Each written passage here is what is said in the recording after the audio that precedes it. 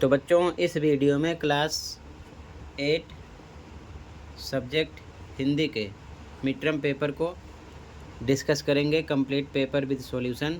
ये 2024-25 का है, आप प्रैक्टिस कर सकते हो। सबसे इम्पोर्टेंट, अभी तक जितने पेपर हुए हैं सभी के आंसर दोनों शिफ्ट के मॉर्निंग इवनिंग के ऑफिशियल अपलोड है। कमेंट में लिंक मिलेगी, देख लो, अपने स्कोर चेक कर लो, क्योंकि मॉर्निंग इवनिंग शिफ्ट के पेपर से एनुअल में भी काफ़ी क्वेश्चन होंगे। ठीक है, तो कर लेना। सीधा आ जाओ क्वेश्चन पर। खंड आ गद्यांश को पढ़कर आंसर देना है। ठीक है, तो सीधा क्वेश्चन पे आ जाओ। आप गद्यांश को पढ़ लेना। क्वेश्चन है, ग्राहक यही समझते हैं दुकानदार मुझे लूट रहा है। गद्यांश में किसने कहा और किससे कहा? तो ये विजय बाबू ने मुरली वाले से नहीं कहा, अजय बाबू ने मुरली वाले से नहीं कहा। आगे का ऑप्शन देखो, मुरली वाले ने विजय बाबू से कहा। ठीक है, गा करेक्ट है। अगला, गद्यांश के अनुसार किसके पास ज़्यादा वक्त नहीं था? तो विजय बाबू के पास। ठीक है। अगला, पद्यांश होगा, पढ़कर आंसर देना होगा। पद्यांश को पढ़ लेना। ओके, सीधा आ जाओ क्वेश्चन पर। काव्यांश में किसकी सीमा को पाने की बात की गई है? तो आकाश। अगला, काव्यांश के अनुसार पंछी सपनों में क्या देख रहे हैं? तो पेड़ों की ऊंची टहनियों पर झूलना। ठीक है, बाकी ये रॉन्ग है। अगला क्वेश्चन थर्ड, व्याकरणिक होगा, व्याकरण पर आधारित। पहला, पराया शब्द का विलोम पहचान कर लिखिए, तो अपना। अगला, नीचे दिए गए विकल्पों में भावात्मक संज्ञा पहचानिए, तो बचपना।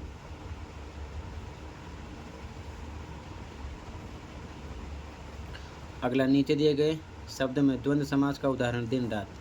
ठीक है, ये योजक चिन्ह होता है, जैसे होता मोटा पतला, तो यहाँ पर भी द्वंद्व समास है। अमीर गरीब, ऊपर नीचे, ये ध्यान में रखना। ठीक है। अगला, जगदीश शब्द का संधि विच्छेद है, तो जगत प्लस ईश। अगला क्वेश्चन गद्यांश होगा, पढ़ लेना, पढ़कर आंसर देना होगा। तो गद्यांश को पढ़ लेना। ठीक है।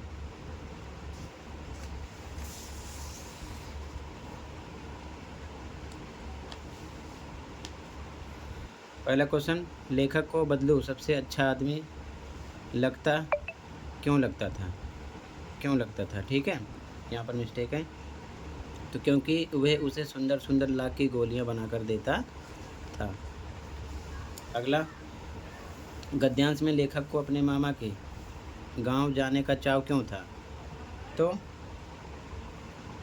रंग बिरंगी गोलियां मिलने के कारण। अगला, गद्यांश में वह क्या जो किसी भी बच्चे का मन मोह ले? रंग बिरंगी गोलियां।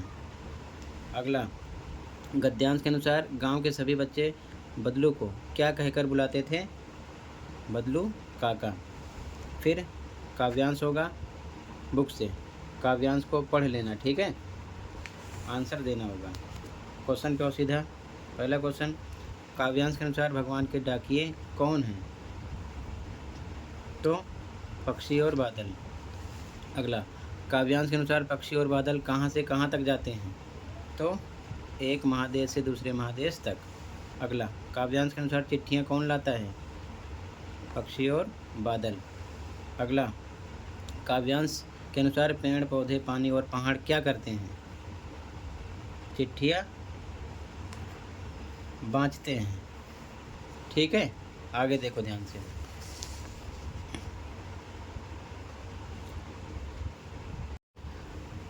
क्वेश्चन 6 का फर्स्ट, लाख की चूड़ियाँ पाठ में बदलू को सबसे अधिक चिढ़ किससे थी?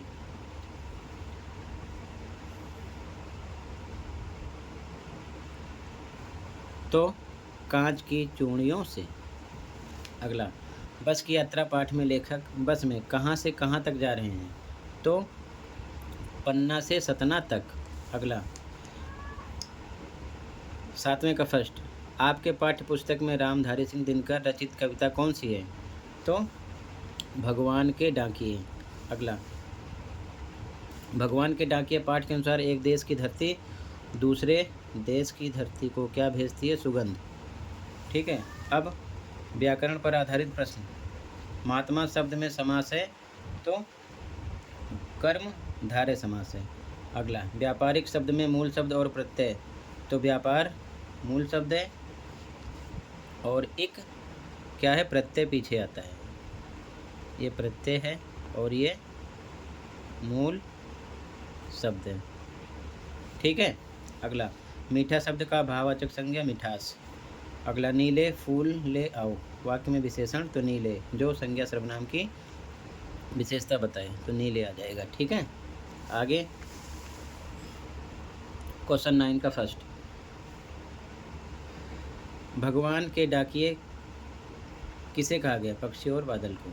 आंसर। अगला, भगवान के डाकिए द्वारा लाई गई चिट्ठियां कौन पढ़ते हैं? पेड़ पौधे पहाड़ पानी भी। ठीक है, लिख सकते हो।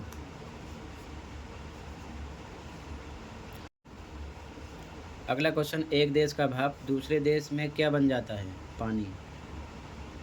ठीक है, बारिश की बूंदें भी लिख सकते हो,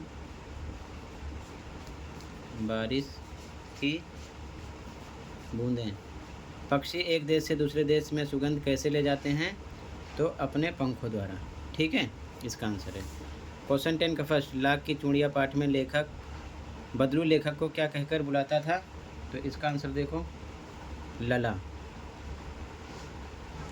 क्या? लला। अगला, बस की यात्रा पाठ में बस को देखते ही लेखक के मन में कौन सी भाव जगी? तो श्रद्धा भाव। ठीक है, श्रद्धा भाव। अगला, बस की यात्रा पाठ में लेखक के साथ कंपनी के कौन से अधिकारी जा रहे थे? बताओ। हिस्सेदार। कौन जा रहे थे? हिस्सेदार। ठीक है। अगला, समाचार पत्रों में किस प्रकार के समाचार भरे रहते हैं? क्या निराश हुआ जाए पाठ के आधार पर बताना है। तो ठगी, डकैती, चोरी, तस्करी, भ्रष्टाचार। ठीक है, ये सब। क्वेश्चन 11 का फर्स्ट, 30 से 40 शब्दों में आंसर देना है। ठीक है। वस्तु विनिमय क्या है? इसका आंसर देखो, एक वस्तु के बदले दूसरे वस्तु का आदान प्रदान करना वस्तु विनिमय कहलाता है। ठीक है। अगला क्वेश्चन, लाख की चूड़ियां पाठ के आधार पर बताइए कि बदलू के रोजगार छिन जाने की क्या वजह थी? आंसर, मशीनीकरण और औद्योगिकरण। ठीक है, यही आंसर है इसका। अगला क्वेश्चन, यदि आपको किसी जगह की यात्रा करनी हो तो आप क्या तैयारी करेंगे? किन्हीं दो तैयारियों को लिखें। तो आंसर में आप अपने अकॉर्डिंग कुछ भी लिख सकते हो कि खाने पीने का सामान पैक कर लेंगे। ठीक है, पहनने के लिए कपड़े पैक कर लेंगे, और बुखार आना, सर्दी जुखाम, इसके लिए नॉर्मल दवा रख लेंगे। ठीक है ना, तो ये चीज़ें आप लिख सकते हो, बहुत सारी बातें हैं। अगला क्वेश्चन देखो, उत्सर्ग की ऐसी भावना दुर्लभ है बस की यात्रा पाठ में, लेखक ने ऐसा क्यों कहा? ठीक है, तो इसका आंसर है, बस कंपनी के हिस्सेदार के उसी बस में यात्रा करने के कारण ये जानते हुए कि बस के इंजन और टायर जर्जर हैं, इसीलिए ऐसा कहा है। ठीक है। अगला, क्या निराश हुआ जाए पाठ में लेखक के कई बार धोखा खाने के बावजूद भी निराश नहीं होने का क्या कारण है? इसका आंसर है, लेखक आशावादी प्रवृत्ति के हैं और एक तरफ उन्होंने धोखा खाया तो दूसरी तरफ कई बार उन्हें लोगों ने मदद भी की है। मदद करने वालों की संख्या अधिक होने के कारण वे निराश नहीं हैं। ठीक है, इसका आंसर है। आगे देखो ध्यान से, अगला क्वेश्चन 12। अब अगला क्वेश्चन देख लो, इसमें 12 में 4 क्वेश्चन है, पहला, दूसरा, तीसरा, चौथा। ठीक है, क्वेश्चन देख लो और इसका आंसर देख लो। ठीक है, ये आंसर है 12 में फर्स्ट का, सेकंड का, थर्ड का, फोर्थ का। ठीक है, यहाँ से नोट कर लो याद कर लेना। ओके, 12 के 4 आंसर हो गए। आगे अगला क्वेश्चन, 80 से 100 शब्दों में एक अनुच्छेद लिखना है। तो ये आप अपने अकॉर्डिंग किसी एक टॉपिक पर बनाकर लिख सकते हो, लिख देना। ओके, फिर अगला क्वेश्चन, पत्र होगा, चॉइस होगी, दोनों में से कोई एक करना होगा। तो इसे भी आप अपने अकॉर्डिंग करोगे, याद कर लेना, कॉपी में लिखे होगे। तो कंप्लीट पेपर डिस्कस कर दिया, प्रैक्टिस कर लो। मिलते हैं अगली वीडियो में। Thank you for watching and take care. Okay.